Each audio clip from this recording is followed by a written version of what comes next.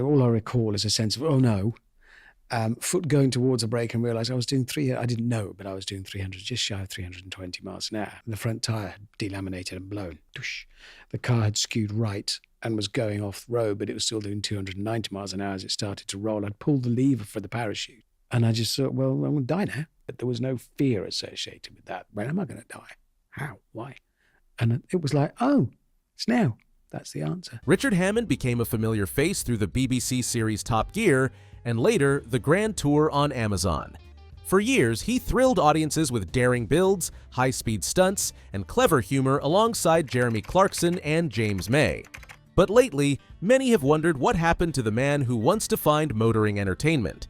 From career shifts and business struggles to major changes in his personal life, Hammond's journey took turns. Join us as we explore what happened to Richard Hammond. But we just thought we'll make a car show. And we all said, right, these are the ground rules of Top Gear. It's about the real world. Cars that people really buy. No supercars. And then that didn't last very long at all. We realised that's not what people wanted. Not what we wanted to make. We never made it with any science or calculation. We just made the best car show we could. In September 2024, the Grand Tour aired its last episode, marking the end of a show that had been part of people's lives for over 20 years. The final Grand Tour trip featured the three recognized stars of the show, Richard Hammond, Jeremy Clarkson, and James May, rolling through Zimbabwe and Botswana. It didn't really feel like a TV production anymore, more like a long-last drive between friends. Their story goes way back to 2002 when Hammond joined Top Gear alongside Clarkson and May, setting off a partnership that nobody back then could have guessed would last more than 2 decades. Those early BBC years carried a reckless kind of magic, unpredictable, funny, and energetic enough to make every episode feel alive. By the time they left for Amazon in 2016, they'd built a global phenomenon. Hammond admitted in interviews that he knew he'd cry every day after it finished because, for him, it wasn't just about the cameras. For Hammond, it was almost 2 decades working alongside Clarkson and May, often seeing them more than his own family. They'd crossed deserts, broken down in jungles, and argued about everything on wheels. Most friendships wouldn't have survived half of that. As Hammond later explained, the decision to wrap things up hadn't come out of nowhere. They'd agreed years earlier that there'd be a final drive someday. They just didn't know when it would feel right. They wanted to land it safely rather than fly it into a cliff. Meanwhile, Clarkson explained that they'd simply run out of steam. They'd driven cars higher, faster, and further north than anyone else. The world itself had shrunk around them too. Places like Syria and Crimea that once made for great television had become too dangerous or inaccessible. And honestly, they were getting old. Clarkson called himself unfit, fat, and old for the immensely physical demands of filming. For May, he noted they were getting on a bit and had exhausted their take on the subject. There was no disagreement, no behind-the-scenes fallout, just 3 mates who knew when to draw the curtains. The final drive, Hammond said, felt bittersweet. Fans kept refreshing their feeds, hoping for one more special, but the silence that followed felt definitive. Still, the show's success didn't come without controversy. Even as the Grand Tour pulled in millions of viewers, it wasn't without controversy. Much of it centered on Richard Hammond and the remarks about other people's romantic choices. The first real flashpoint came in December 2016. During a segment about car interiors, Jeremy Clarkson mentioned eating a chocolate Magnum in a Rolls-Royce. Hammond replied that he doesn't eat ice cream because he's straight. Social media lit up almost instantly. Stonewall, one of the UK's leading human rights organizations, called the remark ridiculous and accused the show of using it to mock and belittle. Activist Peter Tatchell went further, saying it was pandering to prejudice. Hammond stayed quiet at first, but about a year later, in December 2017, he spoke to a media outlet about the backlash and shockingly managed to dig himself in deeper. He questioned why people feel the need to publicly come out, saying it seemed old-fashioned to make a big deal of it. The reaction to his statement was swift. A lot of people had issues with it. Hammond later tried to soften things, telling the Press Association, "The last thing his critics can accuse him of is being prejudiced because he believes love is life." He said he understood his privilege and sympathized with those facing actual prejudice, but by then, most people had already made up their minds. Then came 2019. During the Grand Tour's Columbia special, the jokes returned, this time about cars popular in the rainbow community. Afterwards, singer Will Young slammed it on social media, calling the segment effing pathetic and actually discriminatory. He said it fed the same tired stereotypes that had done damage for decades. Hammond pushed back, describing the criticism as bloody annoying and insisting he wasn't remotely discriminatory. Since then, no major controversies have surfaced, maybe because he learned from it, or maybe because he's chosen to steer clear of that kind of material. Nonetheless, the controversies were one thing. What came next hit much closer to home. In October 2024, Richard Hammond's dad, Alan, passed away after a long fight with cancer. He was 80.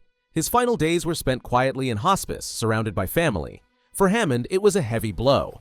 Alan wasn't just his father, he was the one who first got him hooked on cars and engines. When Hammond was a kid, they'd spend hours in the garage together, taking bikes apart, putting them back together, usually with a few bolts missing. Alan even bought him his first motorcycle at 16.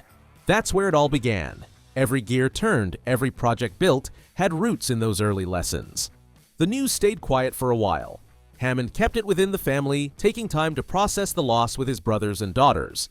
When he finally spoke about it months later on his podcast, his tone was calm but heavy. He described it as a tremendous grief, the kind that sneaks up when you least expect it. He'd be in the middle of something and think he must tell his dad, before remembering he couldn't. He talked about their final conversations, how he'd describe imaginary walks through Buttermere in the Lake District, or the sound of skylarks over the moors. Even near the end, Alan would smile at those memories. It was, in Hammond's words, a quiet kind of goodbye. He stepped back from work to be there, something he hadn't done in decades. Since then, Hammond has said he keeps his dad eternally woven into his life, still talking to him out loud when he needs advice or a bit of courage. His daughters, Izzy and Willow, felt it too. The loss shook the family, but it also pulled them closer together.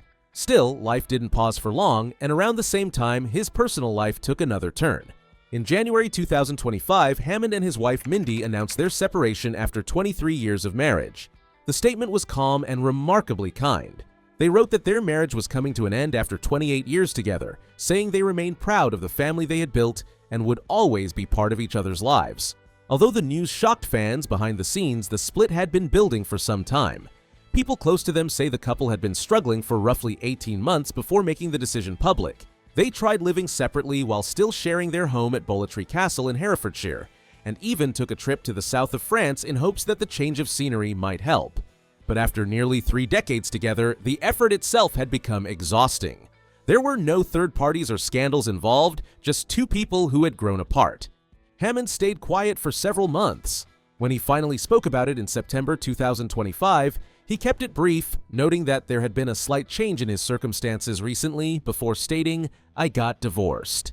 He later reflected that the experience carried a similar emotional weight to his 2006 crash, explaining that he had consciously chosen to respond to it with a positive mindset rather than let it define him.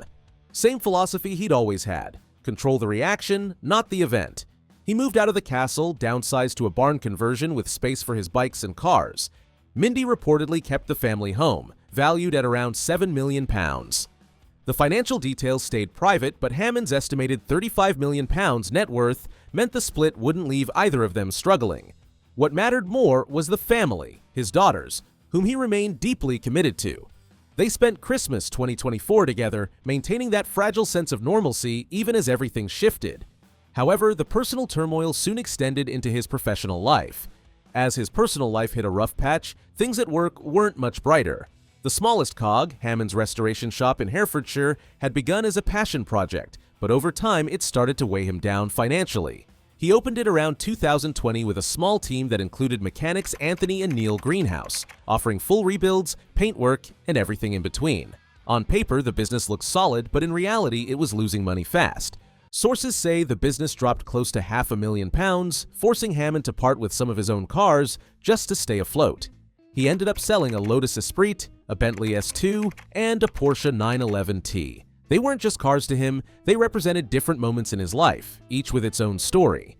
But when the money stops adding up, even the vehicles that mean the most have to go. Hammond admitted in interviews that he questioned the business weekly. He blamed his own lack of management ability and the harsh economic reality of running a niche operation. Restoring classic cars isn't cheap. It takes time, skill, and customers willing to spend serious money. But when prices everywhere started climbing and people began cutting back, those big restoration jobs were some of the first to disappear. But Hammond didn't quit. He restructured, brought in his daughter Izzy to help modernize the digital side, and kept pushing forward. His mother, Eileen, even showed up to offer blunt advice about the debt. It was messy and stressful, but that honesty is what made people keep watching. Yet even with all the challenges, Hammond found ways to diversify. Amid the chaos of divorce, money troubles, and personal loss, Hammond made an unexpected move. In June 2025, Hammond entered the spirits industry through a partnership with Hawkridge Distillers.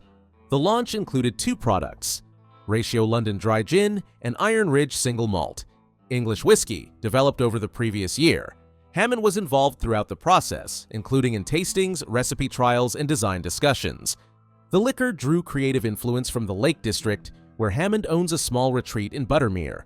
He incorporated regional themes into the design and presentation, reflecting his connection to the area. Later that summer, during a live event, he unveiled the second release in the series. Its packaging featured subtle mechanical motifs, a reference to Hammond's long-standing passion for engineering and precision craft. The initial release was made available in limited quantities through selected retailers. Hammond promoted the products in person at several events, including a bottle signing at Flourish, Glenavon Farm in Bristol in July 2025. By autumn, Hawkridge confirmed that additional products were in development, including a pink gin with a more balanced flavor profile and a spiced rum inspired by Lake District craftsmanship. The expansion marked Hammond's first major business venture outside television and automotive work, combining his interest in engineering detail with a new commercial direction. Still, the spirits launch was just one part of a wider transformation.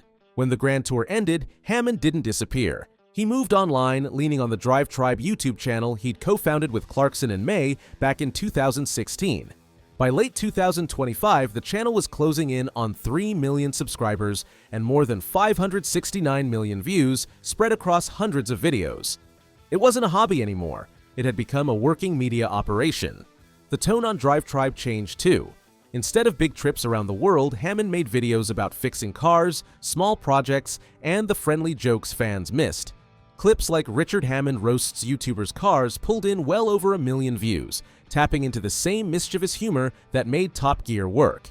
When he filmed himself choosing a Ford Mustang Dark Horse as a daily driver, the comment section exploded with debate. And in January 2025, another video called Richard Hammond on Life Without the Grand Tour offered a thoughtful look at the transition, drawing people in for different reasons. View counts increased, roughly 10 to 20%, and the ad revenue reflected that. Earnings between $2,000 and $12,700 a month don't look huge on paper, but they show something important. The channel sustains itself.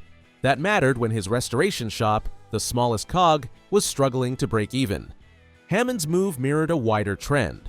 Older TV personalities either adapt to digital platforms or slide into memory. He chose to adapt. He didn't need viral mega hits, just a steady audience of car enthusiasts who trusted his voice. Drive Tribe ended up ranked among the stronger automotive channels because of that.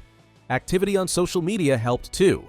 Announcements for new episodes regularly pulled thousands of interactions, pushing viewers back toward YouTube. That level of direct fan contact simply wasn't possible on broadcast television. It kept him visible and it kept the business breathing. Unsurprisingly, that online momentum helped fuel his return to television. In October 2025, Hammond returned to television with the 5th season of Richard Hammond's Workshop on Discovery+. The series follows his real-life restoration company, The Smallest Cog, located in Cheltenham. It first aired in 2021 and has gradually shifted from a business experiment into one of Hammond's most personal on-screen projects. Instead of the fast cars and stunts that defined his earlier career, this show focuses on the everyday effort of keeping a small workshop alive, chasing clients, managing costs, and trying to make the numbers work. The 5th season started during a period of major change in Hammond's life. He had recently moved into a rented farmhouse near the workshop after his divorce and was adjusting to living alone for the first time in decades. The farmhouse doubled as a workspace with tools, bike parts, and restoration projects spread across every corner. Early episodes focused on his push to stabilize the smallest cog's finances. Hammond worked closely with the core team, Anthony and Neil Greenhouse, Isaac, and Jamie, to bring in new jobs and experiment with ways to make the business sustainable. Each episode showed the practical side of that effort, the repairs, the negotiations, the setbacks, and the small wins that kept the team going. The season maintained a consistent focus on the operational side of the business rather than the entertainment format associated with Hammond's earlier shows, Critics noted the difference in tone compared to programs such as Top Gear and the Grand Tour. The result was a slower, more reflective kind of storytelling that emphasized persistence over performance. By the end of the season, the smallest cog was still in operation, though not without strain. For Hammond, the show had become more than a TV project. It was a record of transition, both personal and professional. Away from the cameras and reunions, Hammond had also been building something impactful. Away from the cameras, Hammond has put a surprising amount of time into helping the next generation. His near-fatal crash in 2006 didn't just leave him with long-term brain injuries, it left him with a vital sense of responsibility. Back in January 2025, Hammond and the crew at The Smallest Cog signed on as patrons of AutoRaise, a charity in the UK that's trying to fix a growing skills shortage in the car industry. The group helps young people find placements in real workshops where they can learn paintwork, body repairs, and basic mechanical skills while they're actually on the job. Each year, hundreds of apprentices move through the program, a much-needed boost in a trade that's struggling to fill thousands of open positions. At The Smallest Cog, some of the younger apprentices work right alongside the older hands, picking up techniques while helping bring old cars back to life. For Hammond, that carries a bit of family history. His grandfather once learned his trade the same way, and you can tell Hammond likes the idea of passing that on. If you watch Richard Hammond's workshop closely, you'll spot those apprentices in the background, slowly building confidence one job at a time. His charity work stretches well beyond the garage. Since 2014, he's backed the Midlands Air Ambulance charity, saying the service played a huge role in saving his life after the 2006 crash. Public donations that followed helped the Yorkshire Air Ambulance fund another helicopter. He's also supported the Children's Trust, which works with vulnerable young people, and has appeared in BBC Lifeline appeals for Queen Elizabeth's Foundation for Disabled People. His own experience recovering from brain trauma gives him an obvious connection to that work, even if he doesn't make a big deal about it. In 2025, he put one of his restored cars up for auction and passed the £2,200 it brought in straight to charity. There wasn't a spotlight on it or a publicity push, just a quiet gesture that fit the way he tends to operate. It was just a humble contribution, the kind of thing he's done more often than people realize. To Hammond, mentorship and charity aren't separate from his career. They're the parts that make the rest of it worth doing, all of which brings us to where Hammond is today. At 55, Hammond's life looks different from it did during his Top Gear years. He's no longer flying from country to country or chasing extreme projects. These days, he focuses on work, family, and a few builds that still interest him. The Smallest Cog is still running, but on a tighter, more practical scale to stay sustainable. His Spirits brand continues to add new bottles, and although his television appearances haven't stopped, it's just slowed to a healthier pace. Back in October 2025, Hammond found himself at the old Top Gear test track again, taking a new Porsche 911 GT3 around the course and later sharing the run with fans online. Over the months that followed, he showed up at a handful of motoring events, places like the Silverstone Festival and the NEC Classic Motor Show, talking cars, signing things, and generally doing what he's always done. There's also talk of him turning up in Season 4 of Clarkson's Farm, which has quietly excited viewers who've missed seeing the trio in the same frame. Nonetheless, family still sits higher on the priority list than ever. His eldest daughter, Izzy, works in the motoring world, and often helps him with online projects. Willow has focused more on art and horses. When he's not at the workshop, Hammond still rides his motorbikes, occasionally flies, and spends time fixing up the cars he's kept. Retirement comes up in conversations occasionally, and Hammond tends to brush it aside with a laugh. He talks about getting older, sure, but he still seems eager to try new ideas. The way he says it feels real. The stunts may be gone, but the love of machines remains.